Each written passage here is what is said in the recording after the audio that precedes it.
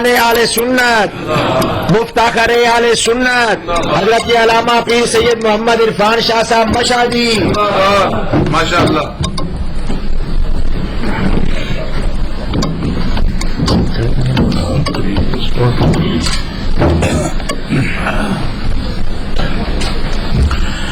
بسم اللہ الرحمن الرحیم. رب اشرح لي صدری ويسر لي امری واحلل عقدۃ من لسانی یفقهوا قولی. الحمد للہ الذی لا مانع لحکمہ ولا ناقض لقضائہ والصلاة والسلام على سید انبیائہ وسند اولیائہ وأحبابه المعارضين لأعدائه. أما بعد فأعوذ بالله من الشيطان الرجيم. بسم الله الرحمن الرحيم. واتبع سبيل من أناب إلي. صدق الله العظيم. إن الله وملائكته يصلون على النبي يا أيها الذين آمنوا صلوا عليه وسلموا تسليما. الصلاة والسلام عليك يا رسول الله وعلى آلك وأصحابك يا حبيب الله. مولاي صل وسلم دائما ابدا على حبيبك خير الخلق كلهم محمد سيد الكونين والثقلين والفريقين من عرب ومن عجم. فاق النبيين في خلق وفي خلق ولم يدانوه في علم ولا كرم. وكلهم من رسول الله ملتمس غرفا من البحر أو رشفا من الديم. ثم الرضا عن أبي بكر وعن عمر وعن علي وعن عثمان ذي الكرم. رب صل وسلم دائما أبدا على حبيبك خير الخلق كلهم.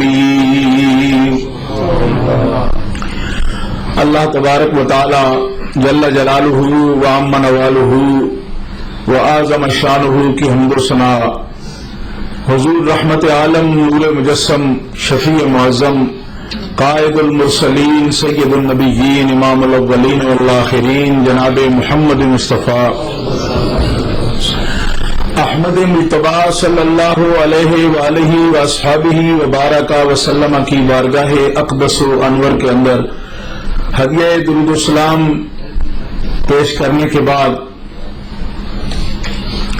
معزز و محترم حاضرین سامعین اہل اسلام اہل سنت و جماعت عاشقان مصطفیٰ و محبان اولیاء، عرس مقدس کا پروگرام اپنے اختتامی لمحات میں داخل ہو چکا ہے اور علماء کرام ہمارے محترم مذہبی قائدین قراء حضرات نعت خوانان شیریں لسان آپ کو تمام پروگرام سنا چکے ہیں. آج کی جو محترم ہستی جن کا عرس آج منایا جا رہا ہے محتاج تعارف نہیں ہے. ان کا اسم گرامی آپ نے بار بار پروگرام میں سماعت فرمایا. امام العارفین شاہد بزم وصال محرم حرم جلال مجدد اسلام حضرت سیدنا نوشہ گنج بخش قادری رحمت اللہ تعالی علیہ، آپ کی یاد میں آپ کی شخصیت، آپ کے دینی کارنامے، تجدیدی کارنامے اور ان کی حیات مطہرہ میں ہمارے لیے جو سبق ہیں، اس کے بارے میں علماء کرام نے آپ حضرات کے سامنے تفصیل کے ساتھ بیان فرمایا ہے. اور آپ کی شخصیت ایسی بلند شخصیت ہے کہ جنہوں نے اپنے انفاس نفیسہ کے ساتھ دین اسلام کو، شریعت مطہرہ کو ایک نئی زندگی دی اور دین اسلام کی تجدید اور احیاء کا کام کیا ہے.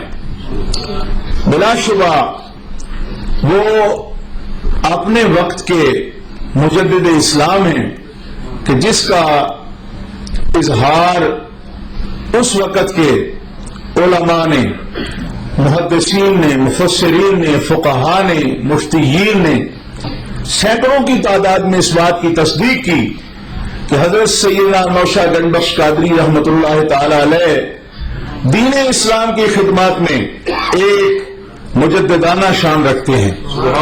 اور اس بات کی تصدیق ان بزرگوں نے بھی فرمائی جنہیں بڑے بڑے اکابر علماء کرام اپنا پیشوا مانتے ہیں، جیسا کہ آفتاب پنجاب حضرت علامہ عبدالحکیم سیالکوٹی رحمۃ اللہ تعالی علیہ، جو کہ قرآن پاک کے مفسر بھی ہیں اور بڑے جلیل القدر وہ متکلم ہیں، مفسر ہیں، محدث ہیں، صوفی ہیں.